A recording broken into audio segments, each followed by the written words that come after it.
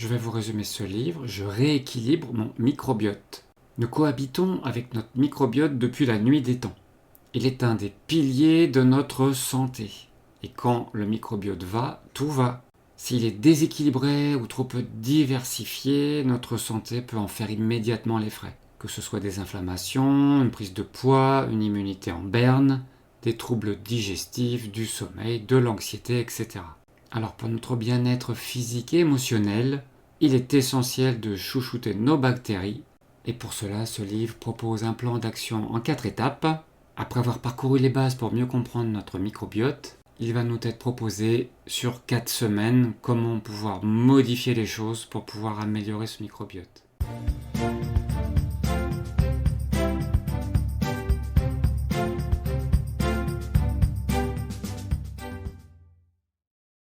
C'est une édition de 2022 de 130 pages, écrite par le docteur Martine Cotina, qui est gastro-entérologue formé à la nutrition et à la micronutrition, et entre autres spécialiste du reflux gastro-œsophagien. Alors en introduction, on va mettre en lumière le rôle capital du microbiote pour la santé et expliquer comment parvenir à le diversifier et à le rééquilibrer. On rappelle que le microbiote est l'ensemble des microbes, ce qui comprend bactéries, virus, parasites et champignons, qui vivent en communauté dans un milieu donné. Et celui qui est le plus peuplé et joue un rôle essentiel pour la santé humaine, c'est le microbiote intestinal. Nichée dans notre ventre, elle est décrite comme ayant une histoire fusionnelle avec nous. Elle mange, elle dort, elle travaille, elle discute et échange avec ses amis, et elle se bat contre nos ennemis. Alors quelles sont les fonctions essentielles de notre microbiote intestinal ? Déjà, on insiste pour dire que ces fonctions protectrices ne peuvent s'exercer que s'il est riche en microbes protecteurs et bien diversifiés. Alors voici ses rôles clés. Déjà, protection de la barrière intestinale et défense du territoire. Deuxième rôle, à travers la stimulation de l'immunité. Troisième rôle, digestion des aliments que l'humain ne peut digérer, et notamment les fibres. Cinquième rôle, et non des moindres, il participe à la fabrication de vitamines, notamment les vitamines K2, B12, B8. Sixième rôle, notre deuxième cerveau en effet communique avec notre cerveau. Septième rôle, protection de la barrière entre le sang et le cerveau. Huitième rôle, transformation et utilisation des polyphénols. Et enfin, neuvième rôle, dépollution des molécules étrangères, que ce soit des polluants, des médicaments chimiques, etc. Alors quels sont les besoins du microbiote ? Déjà, il va s'installer dès la naissance. Alors voilà, pour être performant et protecteur, le microbiote doit être bien nourri et sa composition sera le reflet direct du contenu de notre assiette. Alors quelles sont les fragilités et les déséquilibres du microbiote ? Car oui, notre microbiote est fragile et peut se déséquilibrer en seulement 24 heures. Par exemple, suite à une alimentation qui ne lui convient pas. Lorsque le microbiote est déséquilibré et peu diversifié, on parle alors de dysbiose. Et cet état peut permettre aux microbes néfastes de se développer puis de favoriser la perméabilité intestinale.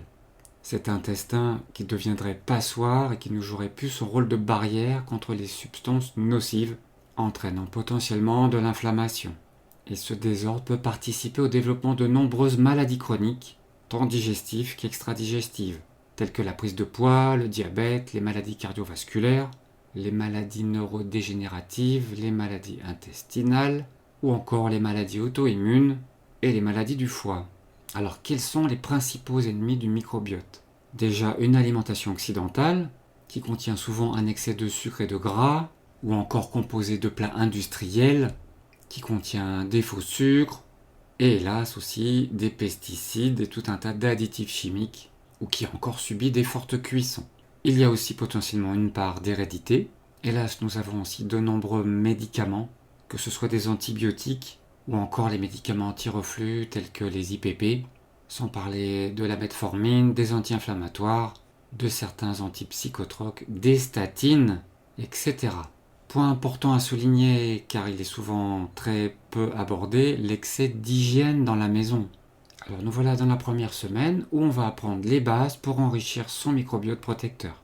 Tous ces rappels théoriques sont importants pour bien comprendre pourquoi on fait les choses. Donc on va commencer par mettre en avant les aliments bénéfiques pour un microbiote performant et protecteur, en commençant par parler des fibres prébiotiques. Donc ce que l'on appelle prébiotiques, c'est tout ce qui va pouvoir alimenter notre microbiote. Et voici un exemple de tableau d'aliments riches en prébiotiques, que ce soit des légumes, des fruits, d'autres produits, ou encore les légumineuses et les céréales. Et on se rappelle du mot-clé diversité. Puis après on parle des polyphénols, ces antioxydants très puissants. Après on aborde les oméga 3, cet acide gras essentiel. Puis on parle des protéines végétales qui est un atout principal pour le microbiote. On trouvera un tableau de comparaison avec les protéines animales et leur impact sur l'équilibre du microbiote. Après il y a un tableau du top 50 des aliments chouchous du microbiote, donc le genre d'aliments que l'on va pouvoir privilégier. Voici un extrait, et on se rappelle qu'il y en a 50, donc l'idée c'est de pouvoir varier à travers cette liste, et tout ça en fonction des saisons. Puis on passe aux 8,5 du microbiote dans l'assiette. Premièrement, les graisses saturées, qui en général ont un effet néfaste sur le microbiote. Puis on parle des oméga 6, qui vont pouvoir être transformés en acide arachidonique, substance pro-inflammatoire. Alors que les oméga 3, avec par exemple l'huile de colza, ou encore appelée acide alpha-linoléique, qui elle va pouvoir être transformée en EPA-DHA, substance plutôt anti-inflammatoire. Troisième ennemi, les graisses trans, donc qui vont être principalement présentes dans les produits transformés industriels. Et là, si ça concerne beaucoup de monde, il y a aussi le sucre, il faut se méfier aussi du sel, qui doit être en relation avec le potassium. En sixième, on trouve les édulcorants, une vraie catastrophe. En septième, on a les additifs alimentaires, et notamment les émulsifiants. Et enfin, les produits allégés, qui au final vont vraiment perturber le microbiote. Dans les autres ennemis, on a aussi les cuissons toxiques, en général tout ce qui est à haute température. Cette haute température, la réaction de Maillard qui produit des dérivés de glycation. Avec ce tableau intéressant, où on compare par exemple pour la pomme de terre, on va comparer un produit bouilli avec seulement 17, des frites à presque 700, et il y a frites et frites, puisque on est 2 fois plus avec plus de 1500 pour des frites produites chez un célèbre producteur de fast-food. Puis on passe à la semaine 2, et là on va commencer à modifier son microbiote, on va intégrer progressivement des changements alimentaires et des routines de vie. Alors on va être invité à faire le plein de bons nutriments, à travers les légumes et les fruits. Ce point est d'une importance capitale. En effet, on va offrir une haute densité nutritionnelle pour une faible valeur calorique. Ces produits sont en même temps riches en antioxydants, leur conférant naturellement une activité anti-inflammatoire. Puis on nous parle des super pouvoirs des fruits et des légumes, à commencer par les fibres, celles qui vont nourrir les bactéries protectrices, et aussi limiter le passage des bactéries inflammatoires, réduire le risque de diabète, tout en améliorant la satiété. Puis on nous parle des antioxydants, que ce soit les polyphénols ou les caroténoïdes, et on se rappellera que plus notre assiette est colorée, plus elle est riche en antioxydants. Avec ce tableau intéressant qui montre qu'il peut être utile de varier les couleurs, car dans les produits rouges on a plutôt du lycopène, dans les oranges des bêta-carotènes, dans les jaunes plutôt de la lutéine, et tout ce qui est violet plutôt des anthocyanes. Les vrais violets comme les vraies myrtilles, pas les blueberries avec leur chair blanche. Je vous renvoie à mon autre vidéo sur le sujet. Bien sûr, dans les fruits et légumes, nous avons les vitamines et les minéraux, qui sont essentiels au fonctionnement physiologique du corps. Puis on va réinsister sur les oméga 3, en privilégiant les huiles de colza, de cameline, de noix, mais aussi les petits poissons gras ou encore les algues. En n'oublions pas qu'il ne faut pas faire chauffer ces huiles. Puis après un chapitre aborde les bonnes routines de vie, que ce soit les boissons ou pour ce qui est de l'eau, on va éviter l'eau chlorée du robinet. Puis on parle de l'activité physique, avec ses nombreux bienfaits, mais on s'en doutait peut-être pas, on va aussi favoriser la diversité microbienne. Puis on nous parle du sommeil. Un sommeil suffisant et de qualité est essentiel pour la performance du microbiote. Et la boucle est bouclée, un microbiote diversifié influence positivement le sommeil et le rend moins sensible au stress. Puis ce chapitre se termine avec tout un tas de recettes. J'ai pris ici l'exemple de l'incontournable sauce magique, où on va retrouver de l'huile de colza, du citron, un peu d'ail, un peu de persil et une purée d'amandes blanches. Donc voilà, en suivant ces conseils, on devrait commencer à ressentir les bienfaits sur notre forme et notre santé générale. On passe à la semaine 3. Là, on va revoir son alimentation en profondeur, l'idée étant de se détoxifier et de protéger son microbiote. On va être invité à modérer sa consommation d'alcool, car bien sûr, il a des effets néfastes sur le microbiote et peut favoriser les porosités de l'intestin et l'inflammation. on va être invité à mettre la pédale douce sur les produits laitiers. Là, il y aura des conseils pour trouver des sources alternatives de calcium, avec entre autres tous les légumes à feuilles vertes. Et enfin, on va être invité à limiter le gluten, en privilégiant par exemple les céréales ancestrales. On nous dit qu'il faut rester prudent avec sa consommation et qu'il ne faut pas en abuser. En rappelant que le gluten sous forme de blé moderne a envahi l'assiette des Français. Puis on va être invité à miser sur les aliments qui boostent, en prenant plus de protéines végétales qu'animales, et en limitant les glucides à index glycémique élevé. Et voici des astuces pour abaisser l'index glycémique d'un aliment. Alors ici on voit des pommes de terre, mais ça peut être d'autres types d'aliments. Premièrement, si on l'associe à des fibres, on va limiter l'absorption du sucre dans le sang. Idem pour l'association avec du gras. Point fondamental cité dans quasi toutes mes vidéos et toutes mes lectures, on va le manger très lentement, mais ça c'est vrai pour tout produit. Puis en fin de cette 3e semaine, on va insister pour mettre en place de nouvelles habitudes. Premièrement, pour gérer le stress. Là, on parle de stress qui pourrait devenir chronique. Donc on va être invité à faire des pauses et à s'intéresser aussi aux nerfs vagues. Et là, je vous renvoie à une de mes autres vidéos. On va aussi privilégier le sommeil réparateur. Bien sûr, si on est concerné, arrêtez de fumer. On insiste encore sur bien prendre le temps de mastiquer, fondamental pour la digestion et la satiété.